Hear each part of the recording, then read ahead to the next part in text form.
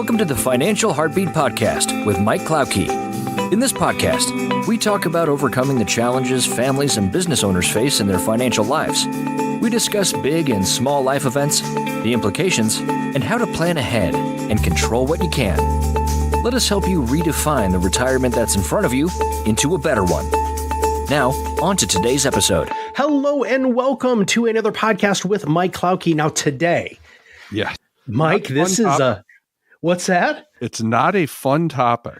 No, and I think it's fascinating to me that you're going to cover this, right? First off, I know that there's going to be stuff that I can learn like I always do when I'm with you, but the idea here is like, poof, your job is gone. I mean, Right. this happens to people.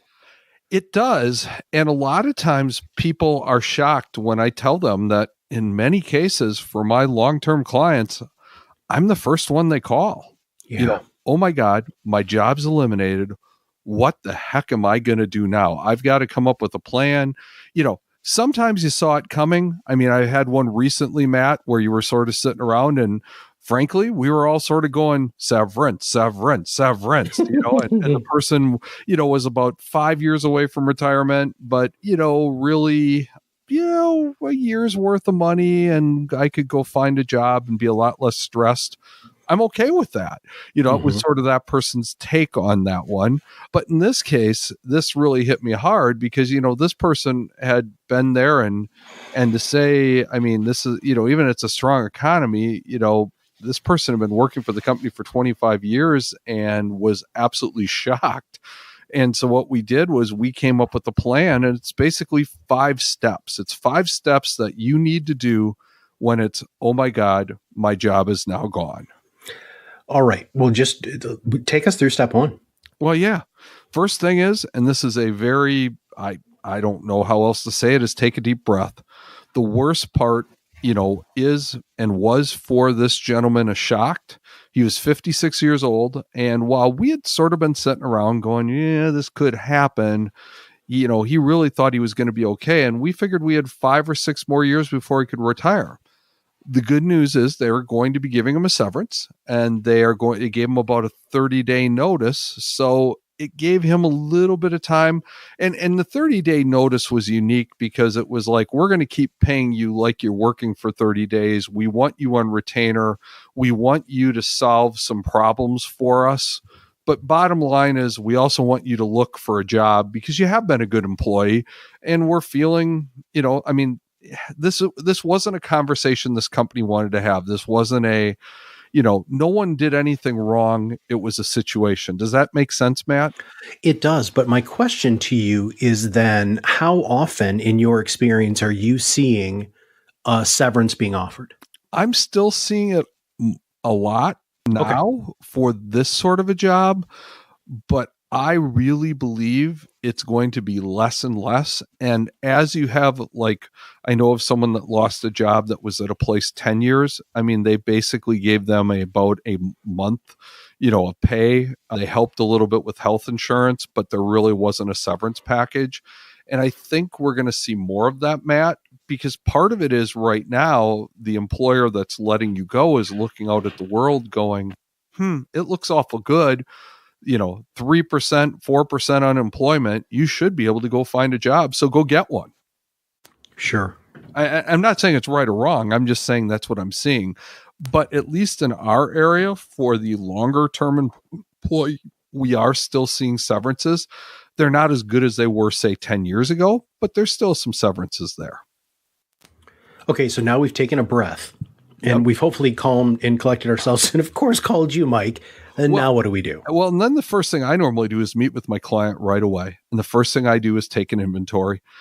I look at everything that they have for liquid assets. Now, they have done an exceptional job. They do have 3 months of emergency funds and actually some extra money in the bank. And then they've got another 3 months worth of money in a short duration bond mutual fund. So they have 6 months of very easily accessible money to pay expenses. The severance package was his base pay and a lump sum for 25 weeks. So by the time we really looked at that, even after taxes, they're going to have about another half a year's worth of income to pay bills. And the really good news in this case, because this is something that I don't cover a lot here, but one of the things you immediately have to do is look at health insurance and say, okay, I mean, what am I going to do for coverage? Because, you don't want to have a lapse in coverage in case you have the, sort of the ultimate problem where all of a sudden, not only have you lost your job, you've lost your health insurance, but then you have a big medical bill on top of it. Bottom line is, in this case, his wife had health insurance. So again, it's one of those things that, especially if it's shocking and it's fast, and I'll quickly talk about health insurance, we typically will even sign up for COBRA, even though it's very expensive, Matt, for at least a little bit of time, just to sort of get your bearings and figure out what do you want to do. So we're a whopping 5 minutes into the podcast, and you already addressed something that through panic, I don't think I would have thought of. Oh, the health insurance? Yeah, totally. Like, seriously, I honestly don't know if that would have been even on my radar.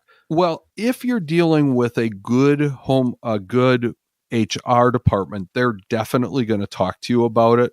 Like in this case, even though he didn't have the health insurance, they would, they sent him all of the COBRA paperwork and they talked about, make sure you have health insurance. But it's just something that we talk about. And then you have to look at your other benefits too. I mean, he did take the dental, and his dental is significantly better than his wife's dental. So they are going to COBRA the dental. And there were a couple of other things. He's not going to keep his life insurance because they don't need it. But yeah, it just, those were the couple of things that they did definitely looked at to be ready. And I think you have to do that, and you have to just make sure that you're ready for, so you don't have a huge gaping hole of a liability, because, all of a sudden you get in an accident and there can be $100,000 bill there very fast, Matt. Right. Well, okay. Speaking of bills, right. And after you take an inventory, the next one step 3 seems to be quite logical. Yeah. Create a budget. I mean, that's list every expense that you think you're going to have and determine if it's an expense that can be lowered or even postponed. For instance, a lot of my clients, especially someone at his age, the couple's age 56-ish, they're paying extra because one of our goals for our clients is, if possible, we like them not to have any debt once they retire. So for instance, if you're paying an extra amount of money against your mortgage, you might say, okay, my regular payment would be $1,000, but right now I'm paying $2,500. Well, it might make sense to go down to that regular payment for a little bit while you're trying to figure out your budget, or while you're trying to get, trying to get settled and you figure out what you're going to have. The other thing that, once you look at all of your bills, is then you need to look at what income you might have coming in. Will you get unemployment? How will it work? And in our case, we live over, right in the corner between Wisconsin and Minnesota, and there is a fairly large difference. The other thing that you really need to talk to your accountant about, and I recommend you do this right away, is how should you handle taxes on your lump sum severance and also on your unemployment. On the lump sum severance, you're sometimes going to pay a lot of taxes because, I don't know if you know how it works, Matt, but what they do, let's say all of a sudden you're going to get a check for like $20,000, and I'm way oversimplifying this because that's the severance. They're going to look at that like, oh, you get paid every 2 weeks. You're going to get $20,000 every 2 weeks. Oh. Guess what happens to your taxes? Oh my gosh. They go up a lot. So in a lot of cases, I've had my accountants say, we need to go in right away and we need to change how many exemptions you have, so that bottom line is maybe you go to 4 or 5 because you don't want so much withheld. Or what I've had a couple of accountants say is, we know you're going to pay a lot of taxes in your lump sum. So instead of worrying about that, we just won't take any taxes out of the unemployment, and figure when we do your taxes at the end of the year, we'll be pretty close because, out of that lump sum, a larger chunk of money is going to come out. Man, I'm taking notes. just want you to know that I'm sitting here because, I mean, I have friends of mine who've experienced this recently, and one, the lump sum severance. A friend of mine in Chicago just had this experience, and I don't know if she did this stuff, and so I'm going to make sure I forward this podcast to her. Okay, so that was step 3: create a budget. Step number 4 is another, I would assume, kind of an overlooked thing, or where people make a lot of missteps. So help us with number 4. They really do, and this person, all right, I'm the financial advisor. What do you do with your retirement accounts? This is a pop quiz. Everybody out there is going, well, Mike, the financial advisor, is going to say, well, you need to move this account immediately to the best IRA that I have. Well, the key is how old is he? He's 56 years old. Now, a couple things you do first. First, you're going to want to see how much you're putting in your 401k. In this case, the person's actually putting 15% in, but the match was only 5%. Again, cash flow is going to be the key right away. You want to have as much cash as you can have.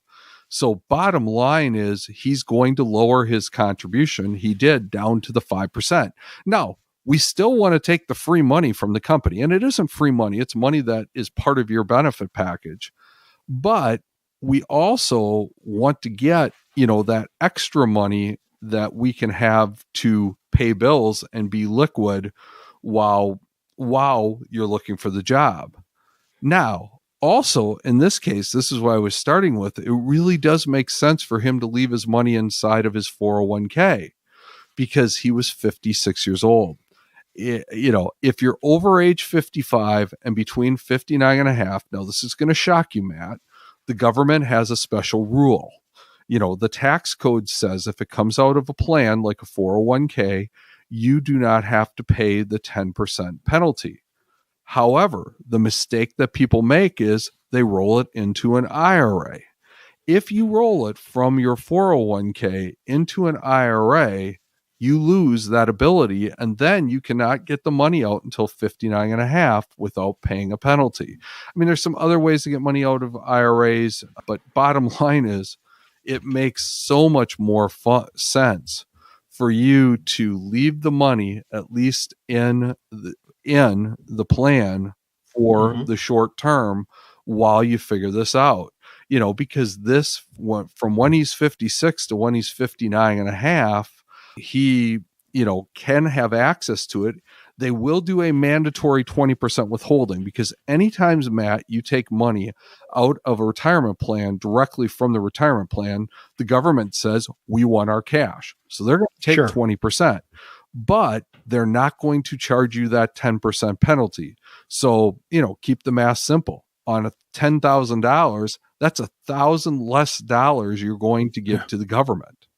Unless you really like to pay the government, it makes sense. The other thing that we need to talk about is he did have a Roth, a 401k, and he was actually contributing to the Roth. Now, I recommended, and we actually met with his tax preparer, talked to his tax preparer, and they recommended that we switch the contribution for that last payment into a regular 401k because it would be pre-tax instead of after tax. He said to us, in the big picture, guys, I really like the Roth. I've always liked the Roth, and I'm going to keep the Roth. So that was fine. I mean, that was his decision. But again, it's something to think about. One thing that we should point out, he actually had, on the advice of his accountant, started a Roth, quite a while ago, just a small Roth on the outside. Well, the neat thing is when we roll down the road, the Roth into a Roth on the outside of the plan, the neat thing is because he's held that other Roth for more than 5 years, a whole bunch of things immediately become federally tax-free at 59 and a half. And if he needs to, he can actually get his principal out without paying taxes according to his tax preparer. So there's some pretty cool things that you can do. And that's why it's so important to have that financial team. We had a lot of this stuff set up. He had the emergency fund. We knew a basic budget. We were on track for retirement. And yes, this was a shock, but, in the big picture of life, we're still, assuming he can find a job, still 5 or 6 years away from him retiring. I've heard the 59 and a half number so often that I had no idea about the 55. Well, the 55, again, is very unique. The 55 is only for retirement plans, and you have to take the money out directly from the plan. Now, some plans are only going to allow you to take one distribution. Well, if that's the case, then sometimes, again, hypothetically, there's $50,000 in there. You're 56 years old and you're like, I need $10,000 over the next 6 months. Well, you might have to take that full 10 out at one time and figure the taxes out to make it work. Because some companies, they say, we're going to let you take one distribution. Other companies will let you set up a systematic withdrawal out of the account, which his would do, so that if we did run out of all of their money, we still had that 401k as a backup. So if you are between 55 and 59 and a half and you leave a company, you have to terminate during those 4.5 years. Really understand the whole rollover process. Mm-hmm. All right. So this 5-step system, just to recap here, is number one, take a breath. And while you're taking a breath, pick up the phone and call Mike at his office. Number 2, take an inventory. Number 3, you need to create a budget, a real budget. Step number 4 is to meet with your financial professional to talk about what to do with your retirement accounts. And number 5 brought a smile to my face. Mike, let's talk about number 5. Well, this is the fun part. Now you get to see what you're going to do with the rest of your life. In this case, he was in a very good position for retirement. And, we really talked quite a bit, and he talked to his family and he talked to his friends and he talked to some of his mentors. And, and what he said was, he had a good base build. What he needed to do was find a job that could pretty much, allow him to pay off his mortgage, continue to make that payment, put some money away from retirement. But, he was actually looking for a job that he could maybe only work 40, 45 hours a week. He had been in a job where he was putting significantly more than that. And, he said, God, if I could get back to just sort of a sane work life, I could see myself working another 9 years until 65. Where the old job, he was counting down the days to 62. So, he's looking, I'm sure he did find a job. This is a couple of years ago. It ended up working out well. But the reason I think it's so important to do this is, yes, the shock is, work is so important to most of us, myself included, that all of a sudden to have it like, whoa, you're not going to be here anymore. And in this case, it was nothing he did. It was just a change of where the company was going. Bottom line is that, once we sort of got through steps 1 through 4, you then can sit back and sort of look at the big picture and go, this might not be the worst thing in the world. And I can tell you in this case, he's much happier today than he was then. So it did work out okay. But again, the key is the first thing you have to do is just sort of take a deep breath and say, okay, how do we get started?